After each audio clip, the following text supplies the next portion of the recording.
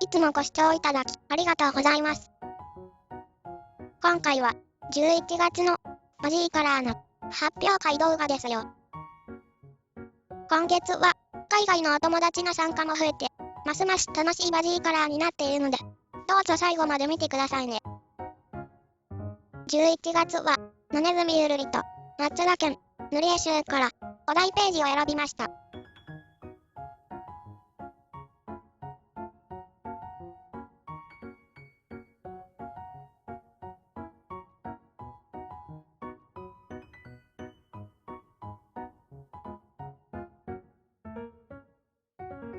まず最初に、私の野ネズミゆるりです。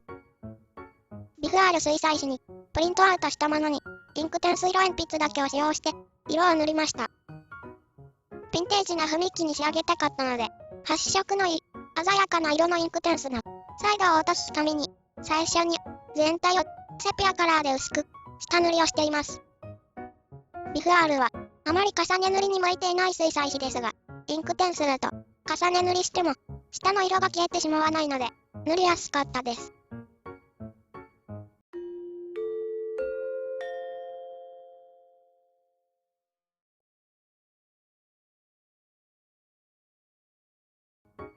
リンさんのページです。リンさんは氷色鉛筆を使用しています。どんな塗り方にするか迷ったそうですが、シンプルに色鉛筆のみで塗ったそうです。全体的に柔らかな色調で、このイラストの可愛らしさがよく表現されていますね。リンさんには申し訳なかったのですが、写真を撮り直していただきました。がっつりと影が映っていると、こちらで綺麗に修正できないので、皆様もそこのところを何卒ご注意願います。リンさん、素敵な作品をありがとうございました。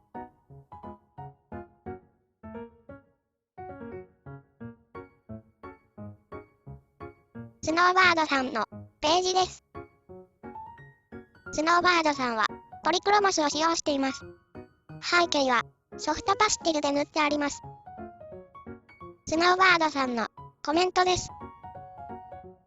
空は夕焼けで、夕刻まで頑張って仕事をしているイメージです。お花はなでしこで可愛らしくピンク色にしました。鳥を塗るのが難しかったです。この作品を見て、ミレーの晩鐘みたいだと思いました。夕日に染まる雲がとても美しいですね。スノーバードさん、素晴らしい作品をありがとうございました。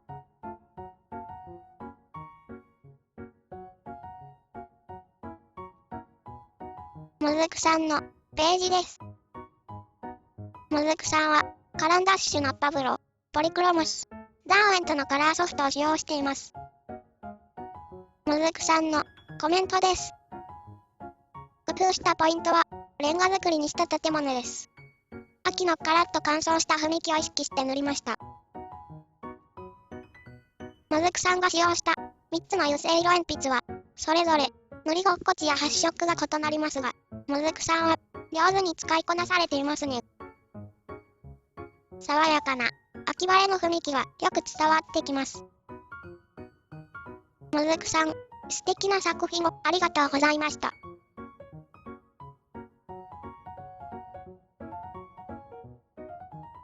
ルナさんのページです。ルナさんはポリクロモスとパブロを使用しています。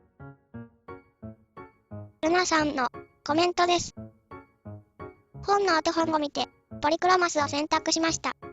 周りを紫で塗ってから塗らない方が良かったかと思ったけど、後の祭り薄いと余計にボケるのでパブロで濃いめに仕上げました。いまいちな仕上がりですが、修正する気力なしです。とのことですが、面がふんわりと塗ってあるので、背景の紫が全体を引き締めていて、とてもいい感じに仕上がっていると思います。ルナさん、素晴らしい作品をありがとうございました。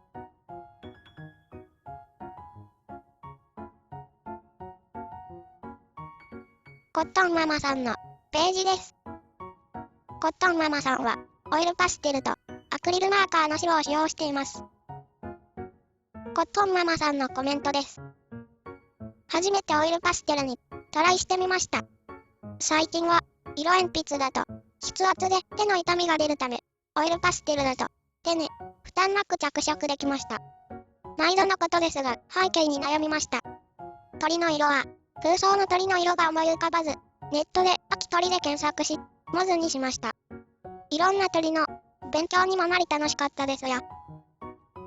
オイルパステルって独特の質感で素敵な仕上がりですね。コットンママさん、素晴らしい作品をありがとうございました。ベビーピンキーさんのページです。ベビーピンキーさんはクーピーを使用しています。ベビーピンキーさんのコメントです。鳥のふわふわした感じを出したかったのですが、難しかったです。工夫した点は、建物のレンガ、暮れゆく農村をイメージしました。紫がかった夕空と、リースな花の色が、うまくマッチしていますね。背景に書き加えられた、かぼちゃも、いいアクセントになっています。クーピーで塗ると、とても素朴な雰囲気に仕上がりますね。ベビーピンキーさん、素敵な作品をありがとうございました。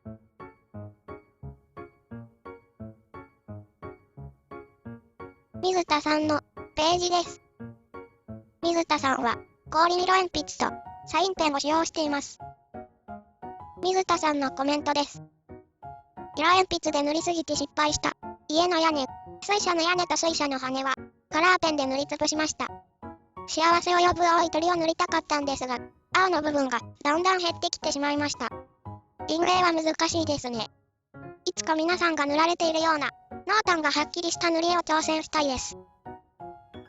水田さんの作品は全体がオレンジ系でまとめられていて、とても可愛らしくて明るい雰囲気ですね。オレンジの反対色の青い鳥がとてもいいアクセントになっています。水田さん、素晴らしい作品をありがとうございました。ローラさんのページです。ローラさんはカラー色鉛筆とポスコの白を使用しています。ローラさんのコメントです。秋の終わりの雰囲気を出すためにリース部分を落ち着いた色調にしました。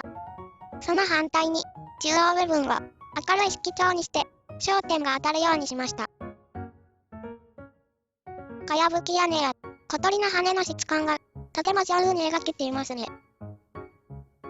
ローラさんは大学生で試験勉強で忙しい中、バディカラーに参加してくれました。ローラさん、素敵な作品をありがとうございました。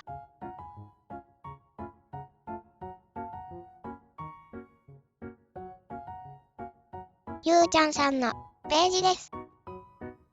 ゆうちゃんさんはアーテックス、ユニカラー、ブルートフナーのパステルカラー、カリスマカラー色鉛筆を使用しています。ゆうちゃんさんのコメントです。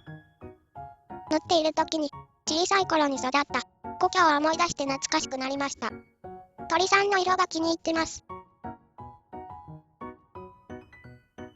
ピンクのほっぺの小鳥さん、本当に可愛いですね。はっきりしたピンクの花が作品にメリハリを与えています。ゆうちゃんさんのページはポップで明るい雰囲気に仕上がっていて、とても個性的ですね。ゆうちゃんさん、素晴らしい作品をありがとうございました。さきりんさんのページです。さきりんさんはホルベインとトンボの色辞典とホワイトペンを使用しています。さきりんさんのコメントです。ホワイトなペンで雲や川の黒線を消しました。背景をテックにしたくて、それも秋らしい色合いで塗ろうとしたら、思ったよりも和風な感じになってしまいました。山は紅葉した感じを出せたと思います。とても素敵な背景だと思います。色辞典のくすみ系の色合いが雰囲気にマッチしていますね。さきりんさん、素敵な作品をありがとうございました。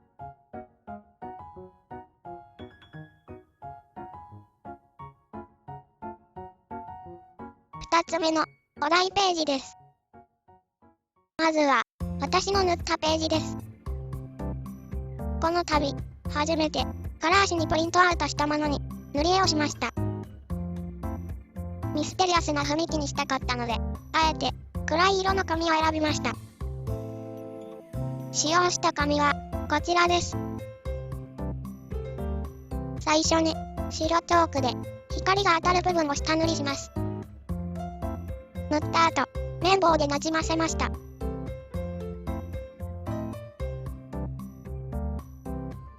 白チョークはあまり重ね塗りが得意じゃないので、白のパステル色鉛筆の方が良かったかもしれません。その後、プリズマカラーで暗い色から明るい色へと重ね塗りをしました。フ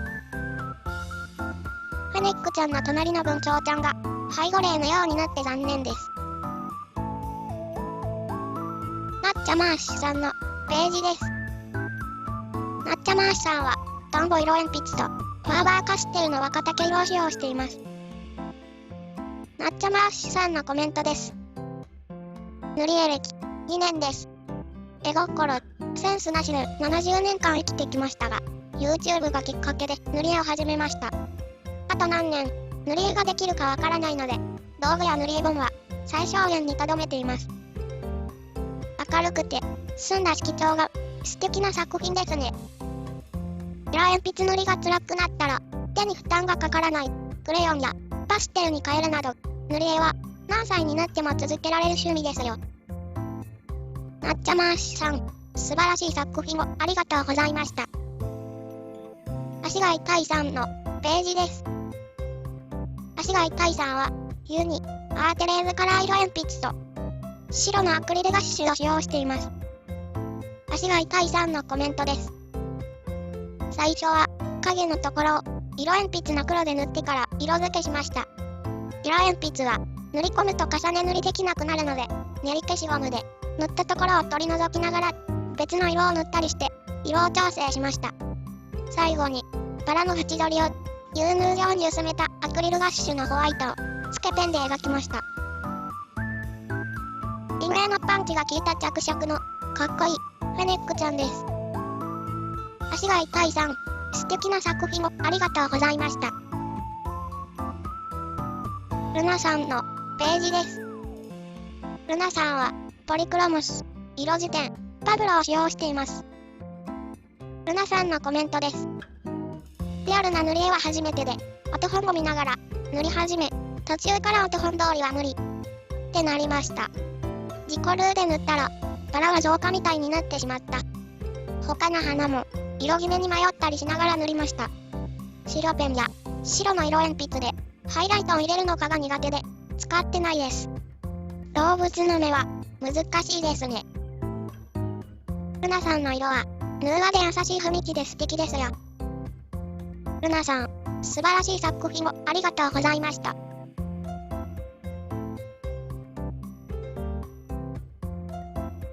アキットさんのページです。アキットさんはホルベイン透明水彩とコア水彩絵の具を使用しています。アキットさんのコメントです。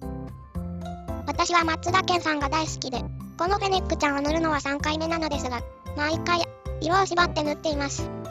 今回は氷属性のフェネックとテーマを決めて、青系3色と黄色を選ばせていただきました。色の濃淡を出すのが難しいけど楽しく塗りました。使用色を限定すると、とてもスタイリッシュな印象に仕上がりますね。4大元素、すべての属性のフェネックちゃんを色ごとに塗るのも、とても楽しそう。アキトさん、素敵な作品をありがとうございました。コットンママさんのページです。コットンママさんは、ステッドラーのティンテッド水彩色鉛筆と、背景はカランダッシュのスプラカラーソフトとパブロを使用しています。コットンママさんのコメントです。チャコール系が大好きなので、今回、ステッドラーのティンテッド色鉛筆を選びました。背景をオクトーバーさんの動画を参考に挑戦しましたが、難しくて途中で断念。でも、楽しく塗れたので、いいですよね。その通りです。塗り絵は、楽しむことが一番重要です。コットンママさんのくすみ系の色合いは、大人の雰囲気で素敵ですね。コットンママさん、素晴らしい作品をありがとうございました。ぽちゃまるさんのページです。ぽちゃまるさんは、バーホング水彩紙にプリントアウトしたものを、メイランの滑稽透明水彩で塗っています。ぽちゃまるさんのコメントです。今回は、初めてお手本通りに、塗ることに挑戦してみました。水彩は初心者なので、難しかったですが、シンプルに仕上げられたと思います。お手本を真似るのって難しいですが、ぽちゃまるさん、上手にできてますよ。この塗り絵本は、紙質が水性画材にも向いているので、松田健さんの原画のように塗ることもできますよ。ぽちゃまるさん、素敵な作品をありがとうございました。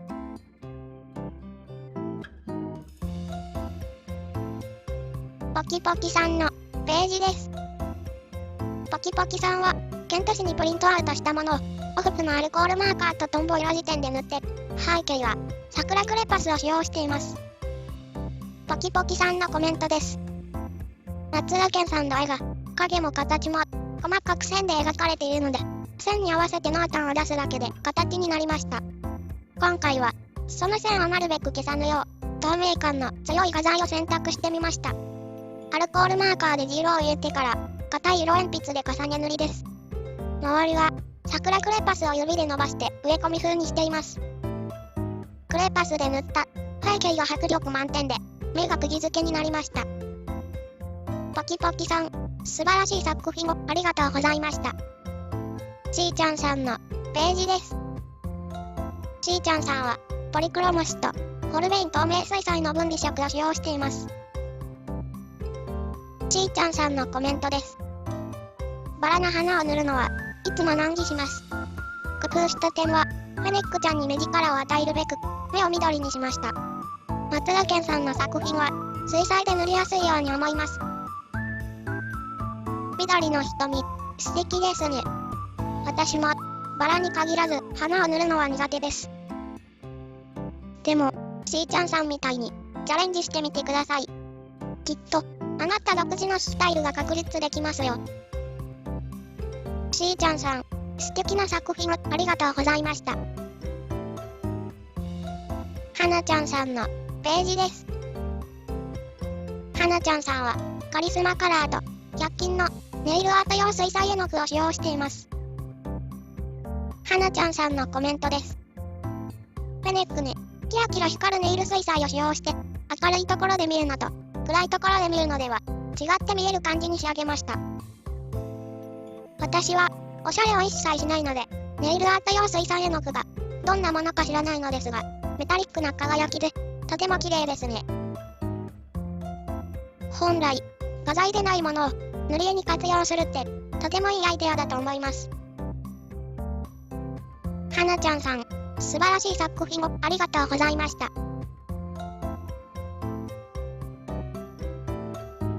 はなさんのページです。はなさんは水彩スティックとジェルペン、白と筆任せ、黒、背景には筆日和のメタリックシルバーを使用しています。はなさんのコメントです。くすみカラーで落ち着いた雰囲気を目指しました。背景を筆ペンで塗ったので、ムラができて大変でした。はなさんのフェネックちゃんはアンティークな雰囲気があって素敵ですね。文鳥ちゃんのピンクのくちばしがちょっぴりセクシーな感じなところが好きです。はなさん、素敵な作品をありがとうございました。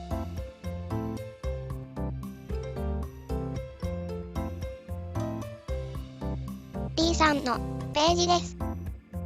B さんは、バンゴッホの水彩色鉛筆と、油性色鉛筆と、ホルベインのゴールドのアクリルインクを使用しています。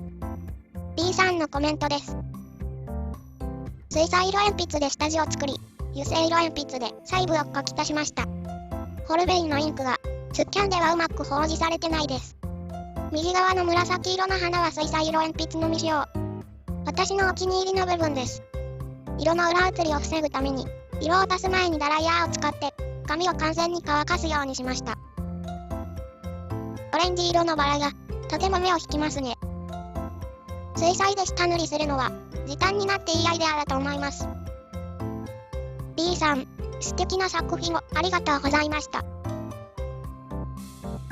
リンさんのページです。リンさんは三菱のスペシャルエディションの色鉛筆を使用しています。リンさんのコメントです。最初に狐の目の部分に色を塗りました。鳥に色を塗った時、出来があまり好きじゃなかったですが、明るい茶色と紫色を加えてから、そちら側の葉も全て同じ処理をしたところ、全体の色が落ち着いてアンティークな雰囲気に仕上がったと思います。バッドアイのフェネックちゃんがクールですね。リンさんの色使いはとても個性的な上に調和が取れていて素晴らしいです。リンさん、素敵な作品をありがとうございました。ゆうちゃんさんのページです。ゆうちゃんさんはカラー水彩色鉛筆とユニカラー色鉛筆を使用しています。ゆうちゃんさんのコメントです。松田健さんの塗り絵は初挑戦です。今まで難しいと思い、なかなか塗れずにいました。でも、彼の線画はどれも素敵なので挑戦していこうと思います。塗ってみたら、思ったほど難しくなかったとか、あまり好みじゃないと思ったイラストでも、塗ってみたら楽しかった経験ってありますよね。ゆうちゃんさんみたいに、皆さんもどんどん挑戦してくださいね。ゆうちゃんさん、素敵な作品をありがとうございました。ライチーさんのページです。ライチーさんは、岩原という、規模のある紙にプリントアウトしたものと、プリズマカラーとポリクロモス、桜のピグマ、アクリル絵の具ホワイトを使用しています。ライチーさんのコメントです。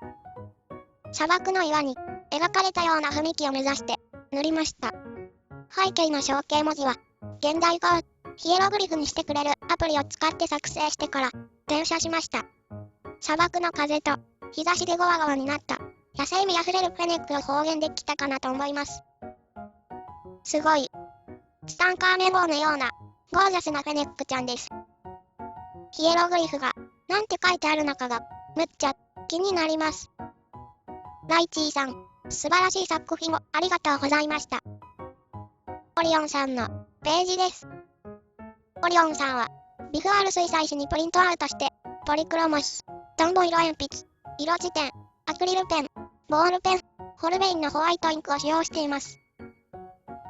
オリオンさんのコメントです。紙と色鉛筆の相性が合わないのと、動物の毛並みがうまくいかず、3回やり直しました。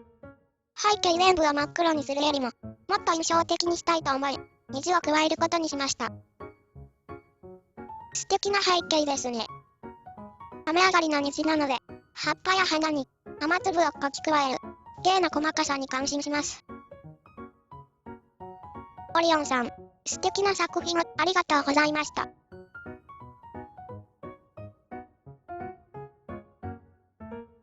今月も力作揃いで見応えがありましたね。あなたの塗り絵の参考になることがきっと見つかったと思います。さて、今年最後のバジーカラーのお知らせです。12月末日が締め切りのバジーカラーです。エリーさんの妖精と魔法の国の旅の宿り木の下でのページ。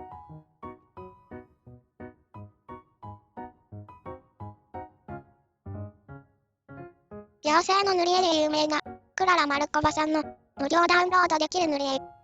リンクは概要欄をご覧ください。どちらでもお好きな方を選んでくださいね。もちろん両方でも大歓迎ですよ。皆さん、お忙しい年末でしょうが、どうかお体にお気をつけください。ご視聴いただきありがとうございます。